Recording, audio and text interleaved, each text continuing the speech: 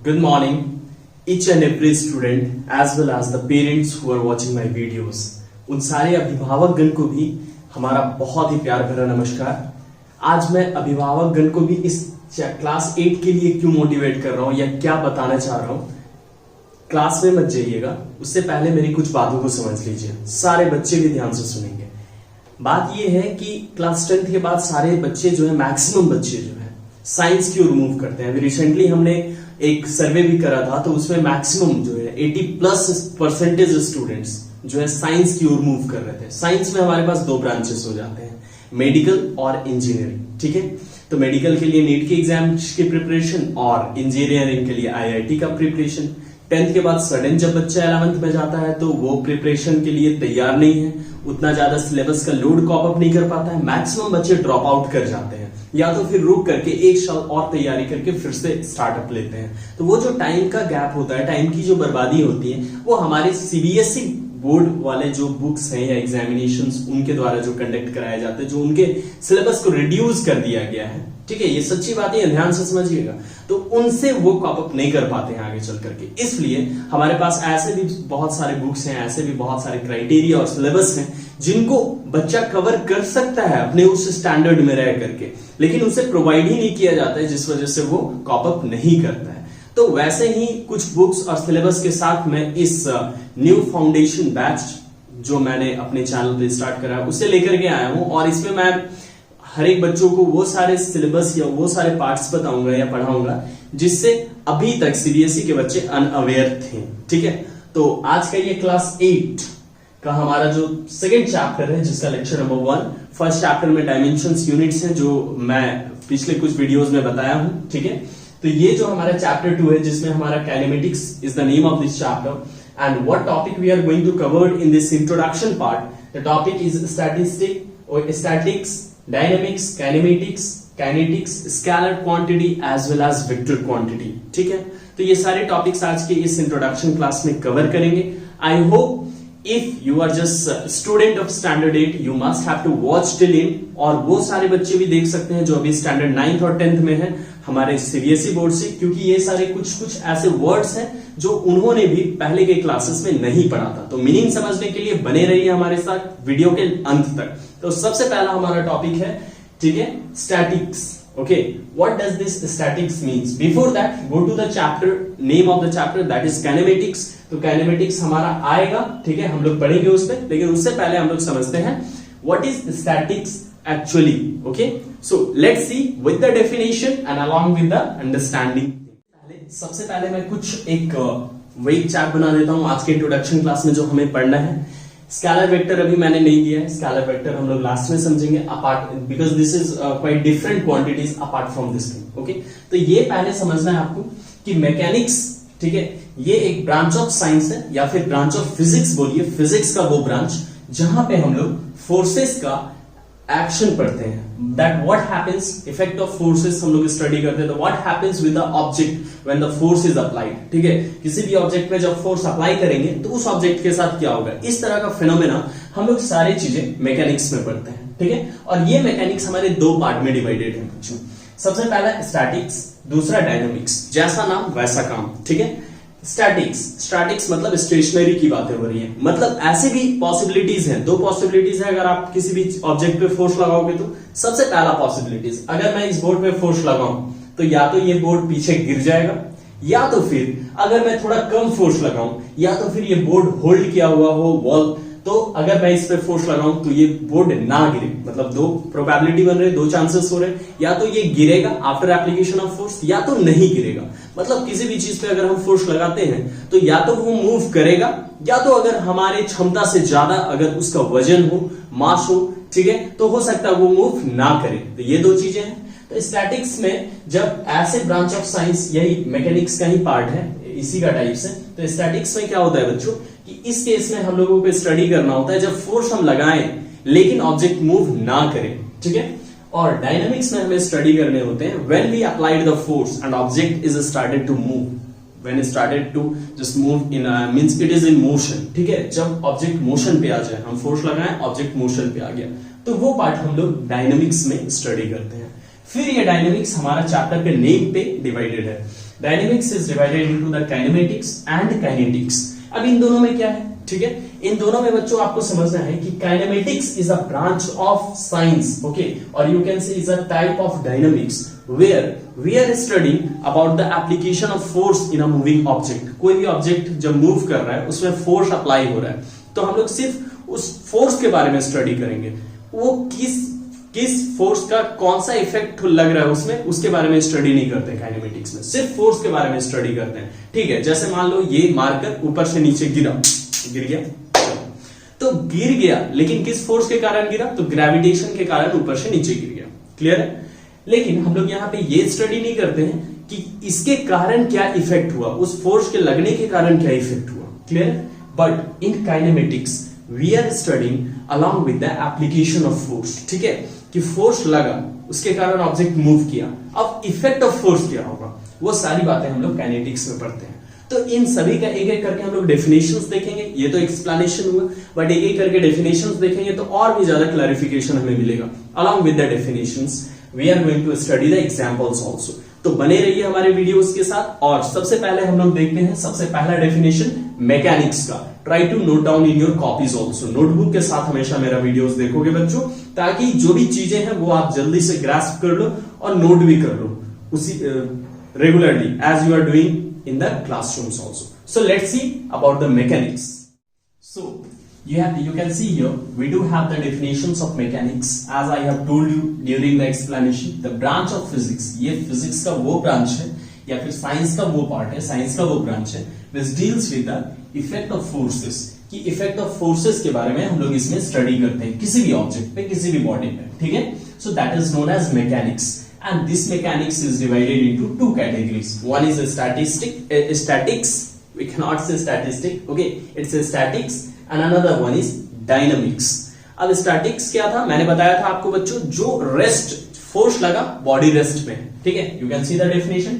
It deals with the bodies at rest under the action of force. Under the action of force मतलब क्या, कि एक object है suppose, ठीक है, हमारे पास स्टूडेंट्स हैं, काफी स्टूडेंट हैं, उन्हीं में से एक स्टूडेंट को मैंने यहाँ बुला लिया, खुद से बच्चा, सर ने बुलाया है, चलो अब मैंने उसे एक वर्क दे दिया, वर्क दिया, तब तक वो खुश था कि सर मुझे वर्क दे रहे हैं, सारे बच्चों को छोड़ करके मुझे वर्क दे रहे हैं, वहां तक वो बच्चा खुश था, चलो सर मुझे प्रायोरिटी दे रहे हैं, ओके। अब मैंने क्या वर्क दिया, मैंने बोला बच्चा एक काम करो, ये ना 550 केजी का जो ऑब्जेक्ट रखा हुआ है सामने, आपके सामने 550 केजी का ऑब्जेक्ट रखा हुआ है, आप क्या करो, आप आगे बढ़ो, ठीक है, और उस ऑब्जेक्ट पे फोर्स लगा करके उसे डिस्प्लेस कर दो, उसे अपने प्लेस से मूव करा दो, डिस्प्लेस करा दो, यहां से पॉइंट ए से पॉइंट बी तक पहुंचा दो। बच्चा तो पहले देखा बॉक्स, खुश हुआ, खुश इसलिए हुआ कि चलो सर ने वर्क दिया है, करके दिखाते हैं सारे बच्चों के सामने क्लास में। बहुत तेजी से वो आगे बढ़ा, पहले धीरे से फोर्स लगाया, नहीं मूव किया, सोचा हल्का होगा, ठीक है, बट इट वॉज 550 केजी, ये वो अनअवेयर था। फिर उसने और फोर्स लगाया, मूव ही नहीं कर रहा, अब पूरा जी जान लगा दिया बच्चा, मूव ही नहीं किया। अब यहाँ क्या है, पहले 5 न्यूटन का फोर्स लगाया होगा मिनिमम, ठीक है, फिर सपोज थोड़ा और 50 न्यूटन का फोर्स लगा दिया, चलो उतना भी नहीं हुआ, ठीक है, तो 100 न्यूटन का फोर्स लगा दिया, अपना पूरा बॉडी का सारा फोर्स लगा दिया, जितना भी एनर्जी वो लगा सकता था, लेकिन फिर भी ये ऑब्जेक्ट अपने प्लेस से मूव नहीं किया। लेकिन एप्लीकेशन ऑफ फोर्स तो हो रहा है ना, इस ऑब्जेक्ट पे फोर्सेस तो लग रहे हैं, ठीक है। That's why it is just saying that it deals with the bodies at rest. ये उससे डील करता है जो बॉडी रेस्ट पे रहे under the action of force. जब इसमें फोर्स लग रहा हो फिर भी ये रेस्ट में है. So we are studying about the statics here. Okay, so this is the example. Students are asking the examples of it, how you can write down in the sentences. So the definition, if you have understood, you can just explain the examples also. Okay. Now next we do have the types of the mechanics, that is dynamic. Dynamic में मैंने बताया, static में अगर rest का study करते हैं तो इसमें हमारा मोशन हो जाएगा। So it deals with the bodies under motion, simple सी बात है। यही ऑब्जेक्ट अगर 550 केजी का ना होता, 50 केजी का ही होता, तो बच्चा पहले भी खुश, ठीक है, कि सर ने मुझे बुलाया है पुश करने के लिए।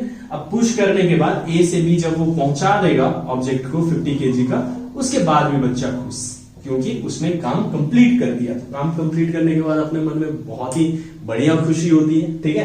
तो यहाँ भी बच्चा जो है काफी खुश हो चुका है। तो इसलिए खुश हुआ because of the reason he have displaces that object, the work which was assigned to that student was completed. तो यहाँ डिस्प्लेसमेंट हुआ, मतलब after application of force the object is in motion, वो मूव करने लगा ऑब्जेक्ट और motion में आ चुका था, ठीक है। तो इसके एग्जांपल्स में जितने भी आपके आसपास कोई भी ऑब्जेक्ट मूव कर रहा हो, कैसा भी मूव कर रहा हो, आप सारे एग्जांपल्स को डाल सकते हो। जैसे हम अभी चल रहे हैं, लिख देना sir is moving, okay, that is also the examples of dynamics. You are writing, your hand is moving, that can be also the examples of dynamics. So these are the examples of dynamics you can understood. Now this dynamic is divided into the two categories, as you can see, statics and dynamics. So dynamics is divided into kinematics, that is the name of chapter, and kinetics.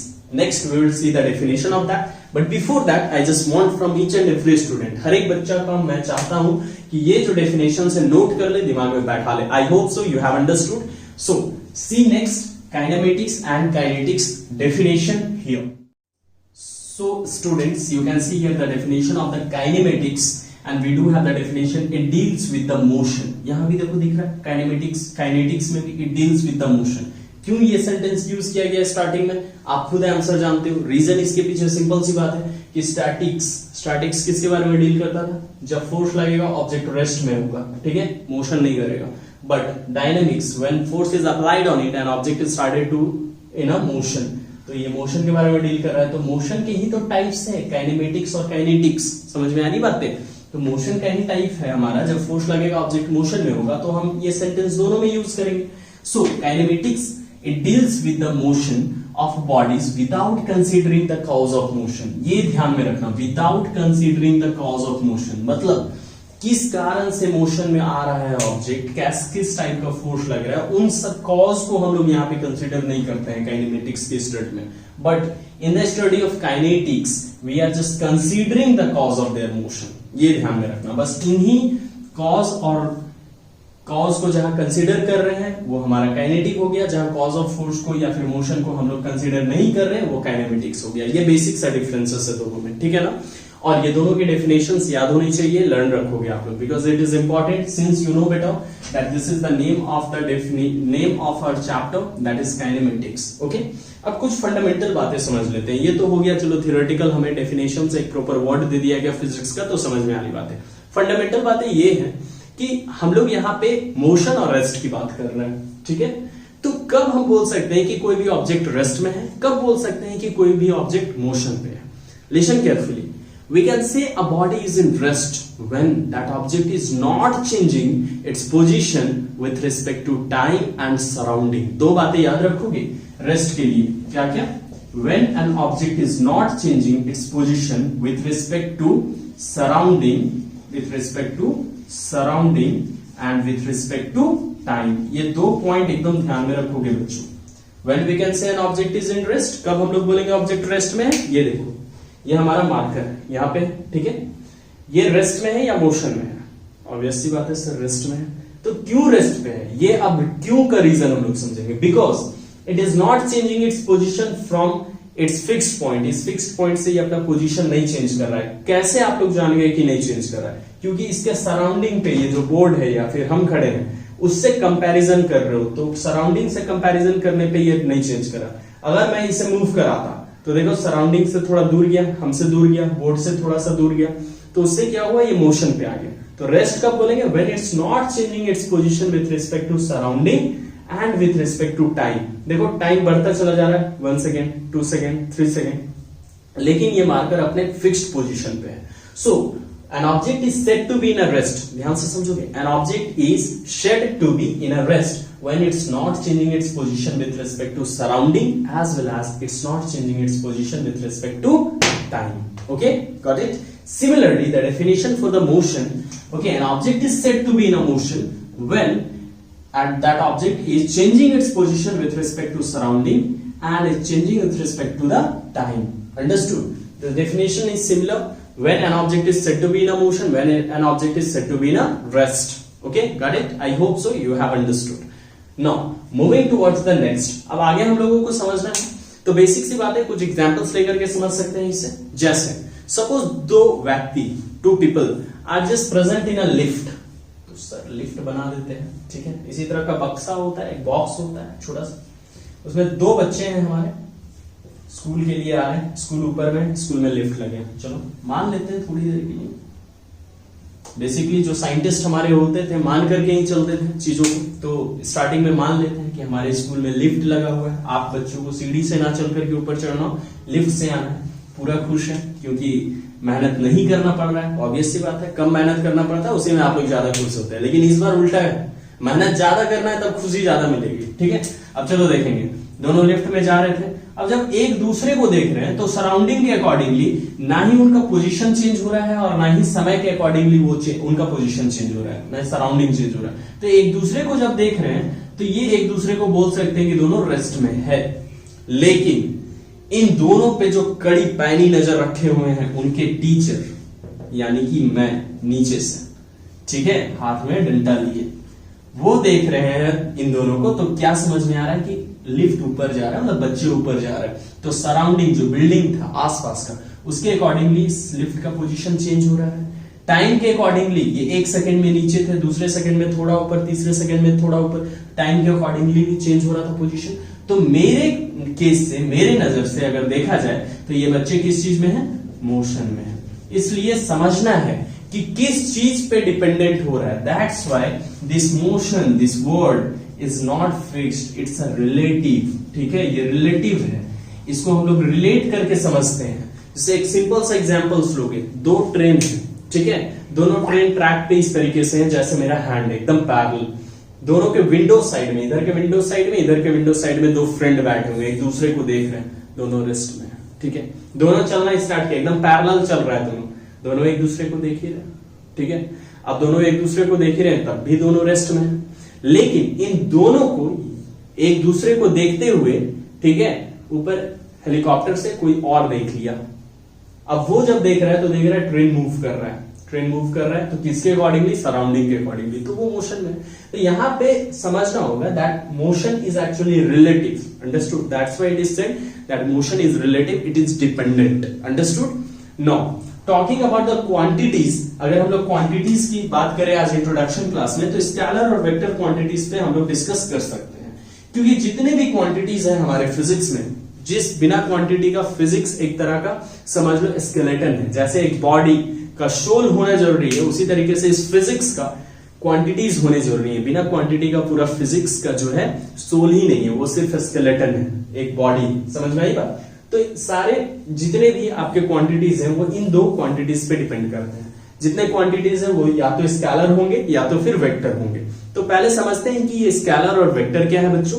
So let's see the definition and try to understand from here. So बच्चों, जैसा कि मैंने बताया कि जितने भी quantities हैं वो सारे क्वांटिटीज किस पे क्लासिफाइड है, स्केलर और वेक्टर पे क्लासिफाइड है। क्यों क्लासिफाइड है और कैसे इसकी क्लासिफिकेशन की गई है, वो आप डेफिनेशन समझोगे तो एकदम क्लियर हो जाएगा। सबसे पहले हमारा है, सबसे पहला स्केलर क्वांटिटी। ठीक है, तो ये ऐसा क्वांटिटी है जो सिर्फ जिसके पास सिर्फ मैग्नीट्यूड होता है। अब माइंड में आएगा कि सर मैग्नीट्यूड क्या होता है, तो थोड़ा सा पेशेंस रखो, वो भी क्लियर हो जाएगा। उससे पहले वेक्टर समझ लो। ठीक है, तो वेक्टर क्वांटिटी क्या है, वैसे क्वांटिटी जिसमें मैग्नीट्यूड भी है, देखो मैच कर रहा है, और उसके साथ साथ डायरेक्शन भी है। तो चलो समझते हैं कि ये मैग्नीट्यूड और डायरेक्शन क्या है। डायरेक्शन तो सारे बच्चों को पता है, दिशा। ठीक है, east west north south, clear है, मिली फोर, और उसको भी फिर सब पार्ट में बांटोगे। लेकिन सर ये मैग्नीट्यूड क्या है, ज्यादातर बच्चों का क्वेश्चन होता है, फ्रीक्वेंटली आस्क्ड क्वेश्चंस में हम लोग इसको डालते भी हैं। तो मैग्नीट्यूड हम लोग समझेंगे बच्चों क्या होता है कि किसी भी क्वांटिटी का जो एग्जैक्ट नंबर होते हैं, numerical value of any quantity, that is magnitude. For example, suppose I am just asking you what is your मास, आपका मास कितना है। आप बोलोगे सर 50 केजी, 40 केजी, 20 केजी, जो भी है, 20, 50, 80, 90। तो आप जो नंबर बोल रहे हो लाइक 50 केजी, तो यहाँ मैग्नीट्यूड हो गया 50। This number, this digit, this numerical value is known as magnitude. हम बोलते हैं मनी कितना है, तो चलो हम एक बात कर लेते हैं कि चलो 5 लाख। ओके, चलो, तो ये जो 5 है वो मैग्नीट्यूड हो गया, यहाँ पे 5 लाख हो गया, मैग्नीट्यूड हो गया हमारा। ठीक है, या फिर कुछ भी 2 लीटर हो गया तो 2 हमारा मैग्नीट्यूड हो गया। The number, the digit, the numerical value is the magnitude. तो किसी भी फिजिकल क्वांटिटी में अगर सिर्फ मैग्नीट्यूड हो, क्या हो, सिर्फ और सिर्फ नंबर हो, मैग्नीट्यूड हो, डिजिट्स हो, तो वो स्केलर क्वांटिटी कहलाएगा। और ऐसे भी क्वांटिटी है हमारे पास जिनके पास नंबर के साथ, मतलब मैग्नीट्यूड के साथ ही साथ डायरेक्शन भी है। चलिए समझते हैं कैसे। फॉर एग्जाम्पल, स्केलर की कुछ एग्जाम्पल्स ले लेंगे। मास हो गया, वॉल्यूम हो गया, ठीक है, मास का हो गया केजी, वॉल्यूम का मीटर क्यूब, आप लोगों को मालूम ही है। लेंथ हो गया, ये सारे क्वांटिटीज, बहुत सारे क्वांटिटीज हैं etcetera. These are the examples of scalar quantities because they don't have the direction, ठीक है, डायरेक्शन नहीं होते हैं। अब जो हमारे वेक्टर क्वांटिटी होंगे उनके पास मैग्नीट्यूड के साथ डायरेक्शन भी है। फॉर एग्जांपल वेलोसिटी, ठीक है सर क्या है वेलोसिटी, तो आगे चल करके यही आप लोगों को चैप्टर में पढ़ना है, या फिर यहाँ एक और एग्जांपल ले लीजिए जो बेसिकली आपको यहीं पे पढ़ना है। तो डिस्टेंस है हमारा, और ये यहां पे ले लेंगे तो हमारा डिस्प्लेसमेंट आ जाएगा, ठीक है, वेलोसिटी, डिस्प्लेसमेंट एटसेट्रा। अब समझेंगे कि कैसे दोनों में डिफरेंस है। डिस्टेंस भी लेंथी कैलकुलेशन होता है, डिस्प्लेसमेंट में भी लेंथी कैलकुलेशन होता है, लेकिन कैसे दोनों डिफरेंट है scalar and vector. Suppose try to understand this story. Point A do have the house of a person, एक पर्सन का, एक बच्चे का पॉइंट ए के पास घर था, और पॉइंट ए में जाने के लिए इस तरीके का रास्ता बना हुआ था। पॉइंट बी में था स्कूल, बच्चे को स्कूल तो आना ही था, आएगा नहीं तो जाएगा कहां, पढ़ेगा कैसे, ठीक है, work from home, no, lockdown खुलने के बाद तो आपको स्कूल में ही आने होंगे, है ना। तो स्कूल में कैसे आएंगे, तो इस पाथ के थ्रू वो स्कूल में आएंगे। इस पाथ का मैग्नीट्यूड कितना था, तो लगभग सपोज करो 7 किलोमीटर था, 7 किलोमीटर था, ठीक है ना। तो ये 7 हो गया मैग्नीट्यूड। तो जब इस पाथ को कवर करते हुए बच्चा आ रहा है, ठीक है, तो यहाँ प्रॉपर डायरेक्शन नहीं है। आप देखो यहां से यहां तक गया, अगर सीधा जाता तो ऐसे चला जाता, ठीक है, फिर यहाँ पे टर्न लेना पड़ा, फिर यहाँ पे टर्न लेना पड़ा, फिर यहाँ टर्न, फिर यहाँ टर्न, बहुत सारे टर्न्स है, बहुत सारे डायरेक्शन, मतलब कोई फिक्स्ड एग्जैक्ट डायरेक्शन है नहीं यहाँ पे। तो यहाँ पे सिर्फ मैग्नीट्यूड है कि 7 किलोमीटर का डिस्टेंस है, तो वो हमारा स्केलर क्वांटिटी हो गया। लेकिन अगर इसी का हम एक शॉर्टकट लेते हैं, एक शॉर्टेस्ट वे लेते हैं, shortest way, this way, suppose from A to B, ये हमारा लगभग 3 ही किलोमीटर का था सपोज। तो ये जो 3 किलोमीटर का एक फिक्स्ड डायरेक्शन पे मूव कर रहे हैं, फिक्स्ड डायरेक्शन। अगर हम लोग यहाँ इस तरीके से डायरेक्शन ले लेते हैं, ठीक है, ईस्ट वेस्ट नॉर्थ साउथ, तो ये इस डायरेक्शन की ओर मूव किया, फ्रीक्वेंटली एक फिक्स्ड डायरेक्शन पे मूव किया। If it is moving in a fixed direction then we will say A will move to the B, okay, 3 kilometer towards, इधर मूव किया टुवर्ड्स ईस्ट। तो देखिए तो यहाँ पे मैग्नीट्यूड भी और साथ ही साथ डायरेक्शन भी है। तो जिसके पास मैग्नीट्यूड के साथ एक प्रॉपर डायरेक्शन होता है, मैं बात कर रहा हूं प्रॉपर डायरेक्शन, डायरेक्शन का तो यहां भी है, लेकिन प्रॉपर फिक्स्ड डायरेक्शन नहीं है, it is directionless, it doesn't have a fixed direction, तो वो स्केलर क्वांटिटी। लेकिन अगर एक फिक्स्ड डायरेक्शन हो, एक पर्टिकुलर डायरेक्शन हो, तो वो क्या कहलाएगा हमारा vector quantity. I hope so. Now you have understood the story of the scalar and vector, and you have just written the definitions, okay, on your copy. So next part, this is the introductory part of the class. और जो भी बच्चे या अभिभावक इस video को देख रहे होंगे, उन्हें क्लास 8 का जो लेवल है अपना सीबीएसई बोर्ड से कंपैरिजन करके देख ही लिए होंगे कि कैसे वर्ड्स हैं, क्या टर्म्स हैं। जो बच्चा 10 तक भी नहीं सुना हुआ रहता है, वो सारी बातें आपको यहीं स्टडी करने होते हैं। That's why this is very important for your child and for the future of your child. So stay connected, be safe in your home everyone, and just stay healthy. Thank you. Have a good day. Come tomorrow, okay, with the next video of the same, okay, that is lecture number 2. We will just come tomorrow. Have a good day everyone.